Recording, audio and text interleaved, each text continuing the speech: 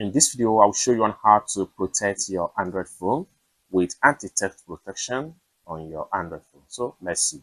But before we dive into the tutorial, if you find this tutorial useful and you are fairly new to this channel, remember click on that subscribe, turn on the notification bell for more useful tutorial like this. So with that being said, let's get started. Very first thing you need to do is to head over to your phone settings. So I'm going to click on here. Then the next thing you need to do is to simply scroll down and go to Google.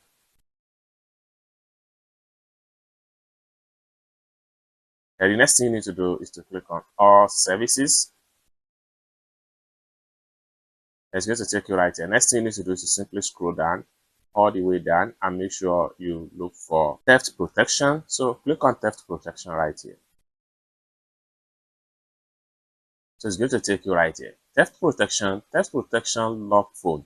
The screen will lock if this setting detects that someone took your device and run away. So if someone snatched your phone, by enable this button, the phone will automatically lock. So simply click on that and turn on anti-theft lock. How it works: if theft detection lock detects your device was taken from you, your device screen will lock automatically to prevent anyone from accessing your personal data.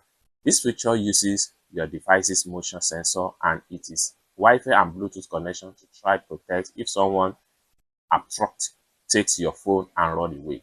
So keep in mind, you must be actively using your device while it is unlocked. Next thing you need to do is to simply click on turn on right here.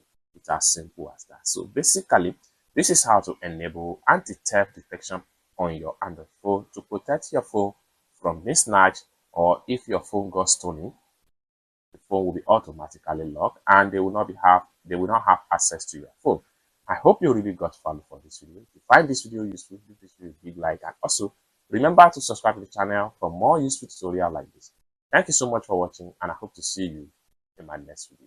Bye for now.